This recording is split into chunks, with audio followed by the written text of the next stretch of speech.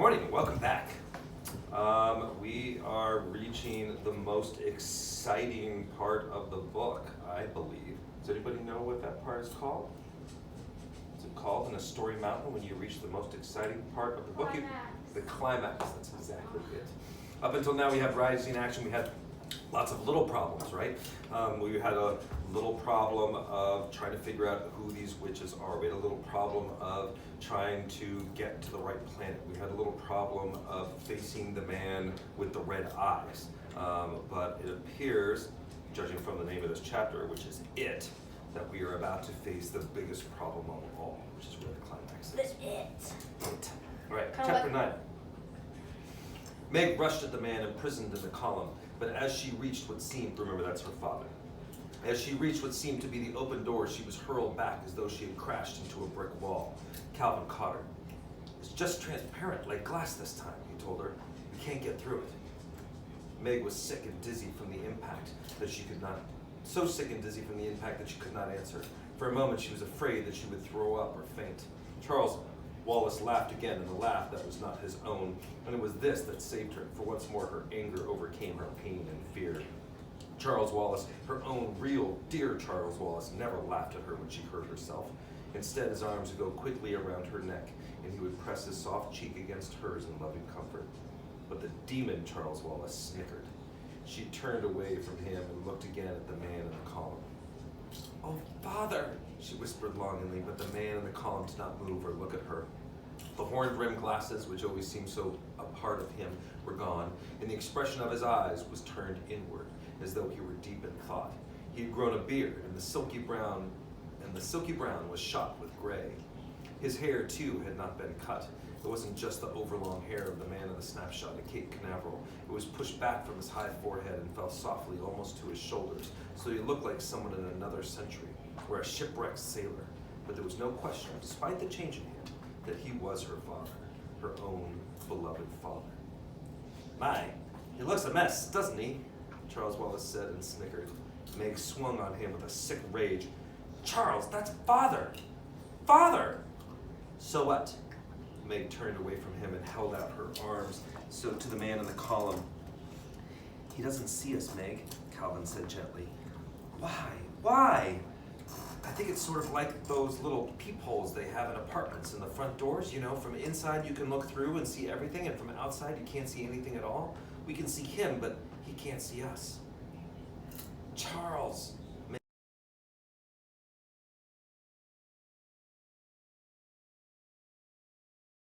When they were in the room with the man with the red eyes, she had knocked Charles Wallace back into himself when she tackled him and his head cracked the floor, so she hurled himself at him. But before he could reach him, his fist shot out and punched her hard in the stomach.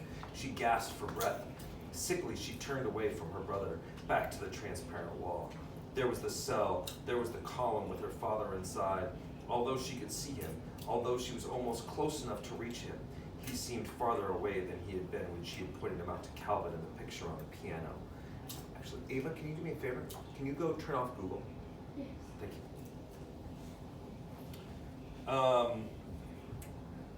He stood there quietly as though frozen in a column of ice, an expression of suffering and endurance on his face that pierced into her heart like an arrow.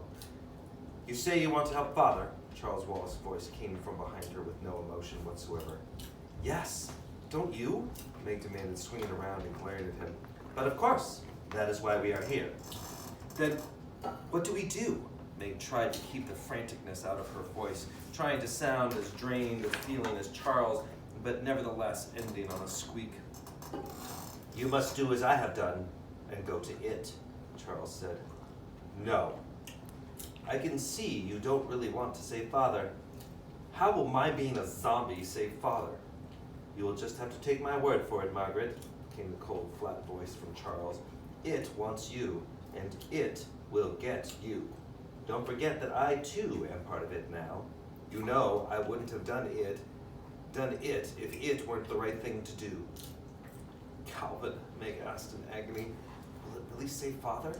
But Calvin was paying no attention to her. He seemed to be concentrating with all his power on Charles Wallace. He stared at the pale eyes that was all that was left of Charles Wallace's eyes. "And for thou wast a spirit too delicate, Oh, this is Calvin speaking. And, for thou wast a spirit too delicate to act her earthly and abhorred commands, she did confine thee into a cloven pine, he whispered, and Meg recognized Mrs. Who's words to him. For a moment, Charles Wallace seemed to listen. Then he shrugged and turned away. Calvin followed him, trying to keep his eyes focused on Charles's. If you want a witch, Charles, he said, it's the witch, not our ladies. Good thing I had the Tempest at school this year, isn't it, Charles? It was the witch who put Ariel in the cloven pine, wasn't it? Charles Wallace's voice seemed to come from a great distance. Stop staring at me. Breathing quickly with excitement, Calvin continued to pin Charles Wallace with his stare. You're like Ariel in the cloven pine, Charles, and I can let you out. Look at me, Charles. Come back to us. Again, the shudder went through Charles Wallace. Calvin's intense voice hit at him. Come back, Charles. Come back to us. Again, Charles shuddered, and then it was as though an invisible hand had smacked against his chest and knocked him to the ground, and the stare with which Calvin had held him was broken. Charles was there on the floor of the corridor, whimpering, not a small boy's sound, but a fearful animal noise. Calvin, Meg turned on him, clasping her hands intently. Try to get to Father. Calvin shook his head. Charles almost came out. I almost did it. He almost came back to us. Try Father, Meg said again. How? Your cloven pine thing. Isn't Father imprisoned in a cloven pine even more than Charles? Look at him, in that column there. Get him out, Calvin.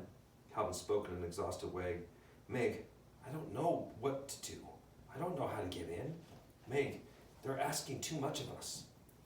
Mrs. Who's spectacles, Meg said suddenly. Mrs. Who had told her to use them only as a last resort, and surely that was now. She reached into her pocket, and the spectacles were there, cool and light and comforting. With trembling fingers, she pulled them out. Give me those spectacles, Charles Wallace's voice came in a harsh command, and he scrambled off the floor and ran at her. She barely had time to snatch off her own glasses and put on Mrs. Who's, and as it was, one earpiece dropped down her cheek and they barely stayed on her nose. As Charles Wallace lunged at her, she flung herself against the transparent door, and she was through it. She was in the cell with the imprisoning column that held her father. With trembling fingers, she straightened Mrs. Who's glasses and put her own in her pocket. Give them to me, came Charles Wallace's menacing voice, and he was in the cell with her, with Calvin on the outside pounding frantically to get in. Meg kicked at Charles Wallace and ran at the column. She felt as though she were going through something dark and cold, but she was through. Father, she cried, and she was in his arms. This was the moment that she had been waiting for. Not until since Miss Witch whisked them off on their journeys, but during the long months and years before, when the letters had stopped coming, when people made remarks about Charles Wallace, when Mrs. Murray showed a rare flash of loneliness of her grief. This was the moment that meant that now and forever, everything would be all right. As she pressed against her father, all was forgotten except joy. There was only the peace and comfort of leaning against him, the wonder of the protecting circle of his arms, the feeling of complete reassurance and safety that his presence always gave her. Her voice broke out in a happy sob. Oh, Father, oh, Father! Meg, he cried in glad surprise. Meg, what are you doing here? Where's your mother? Where are the boys? She looked out of the column, and there was Charles Wallace in the cell, an alien expression distorted his face. She turned back to her father. There was no time for greeting, no for joy, for explanations. We have to go to Charles Wallace, she said, her words tense. Quickly! Her father's hands were moving, groping over her face, and as she felt the touch of his strong, gentle fingers, she realized with a flooding of horror that she could see him, that she could see Charles in the cell and Calvin in the corridor, but her father could not see them, could not see her. She looked at him in panic, but his eyes were the same steady blue that she'd remembered. She moved her hand brusquely over his line of vision, but he did not blink. Father, she cried, Father, can't you see me? His arms went through her again in a comforting, reassuring gesture, went around her again. No, Meg. But, Father, I can see you. Her voice trailed off. Suddenly, she saw Mrs. Who's glasses down her nose and peered over them. Immediately, she was in complete and utter darkness. She snatched them off her face and thrust them at her father. Here. His fingers closed around the spectacles. Darling, he said, I'm afraid your glasses won't help. But they're Mrs. Who's. They aren't mine, she explained, not realizing that her words would sound like gibberish to him. Please, just try them, Father. Please try. She waited while he felt him fumbling in the dark. Can you see now? She asked. Can you see now, Father? Yes, he said, yes. The wall is transparent now. How extraordinary. I could almost see the atoms rearranging. His voice had its old familiar sound of excitement and discovery. It was the way he sounded sometimes when he came home from his laboratory after a good day. He began to tell his wife about his work. Then he cried out, "Charles! Charles Wallace!" And then, "Meg, what's happened to him? What's wrong? That is Charles, isn't it?" "It has him, Father." She explained tensely. "He's gone into it. Father, we have to help him." For a long moment, Mr. Murray was silent. The silence was filled with the words he was thinking and would not speak out loud to his daughter. Then he said, "Meg, I'm in prison here. I've been here for... Father, these walls, you can go through them. I came through the column in to get you. It was Mrs. Who's glasses." Mr. Murray did not stop to ask who Mrs. Who was. He slapped his hand against the transparent column. "It seems solid enough." "But I got in," Meg repeated. "I'm here. Maybe the glasses help rearrange the atoms. Try it, Father." She waited breathlessly, and after a moment she realized that she was alone in the column. She put her hands in the darkness and felt its smooth surface curving about her on all sides. She seemed utterly alone, the silence and darkness impenetrable forever. She fought down panic until she heard her father's voice coming to her very faintly. "I'm coming back for you, Meg." It was almost a tangible feeling as the atoms of the strange material seemed to part to let him through to her. In their beach house at Cape Canaveral, there had been a curtain between dining and living room, made of long strands of rice. It seemed like a solid curtain, but you could walk right through it. At first, Meg had flinched every time she came up to the curtain. But gradually, she got used to it and would go running right through it, leaving the long strands of rice swinging behind her. Perhaps the atoms of these walls were arranged in somewhat the same fashion. "Put your arm around my neck, Meg," Mr. Murray said. "Hold on to me tightly, close your eyes, and don't be afraid." He picked her up and she wrapped her long legs around his waist and clung to his neck. With Mrs. Who's spectacles on, she had felt only a faint darkness and coldness as she moved through the column. Without the glasses, she felt the same awful clamminess she had felt when they tessered through the outer darkness of Camazotz. Whatever the black thing was to which Camazotz had submitted, it was within as well as without the planet. For a moment, it seemed that the chill darkness would tear her from her father's arms. She tried to scream, but within that icy horror, no sound was possible. Her father's arms tightened around her, and she clung to his neck in a stranglehold, but she was no longer lost in panic. She knew that if her father could not get her through the wall, he would stay with her rather than leave her. She knew that she was safe as long as she was in his arms. Then they were outside. The column rose up in the middle of the room, crystal clear and empty. Meg blinked at the blurred figures of Charles and her father and wondered why they did not clear. Then she grabbed her own glasses out of her pocket and put them on, and her myopic eyes were able to focus. Charles Wallace was tapping one foot impatiently against the floor. "It is not pleased," he said. "It is not pleased at all." Mr. Murray released Meg and knelt in front of the little boy. "Charles," his voice was tender. "Charles Wallace." "What do you want?" "I'm your father, Charles. Look at me." Pale blue eyes seemed to focus on Mr. Murray's face. "Hi, Pop," came the insolent voice. "That isn't Charles," Meg cried. "Oh, Father, Charles isn't like that. It has him." "Yes," Mr. Murray sounded tired. "I see." He held his arms out. "Charles, come here." "Father will make it all right," Meg thought. "Everything will be all right now." Charles did not move toward the outstretched arms. He stood a few feet away from his father, and he did not look at him. "Look at me," Mr. Murray commanded. "No."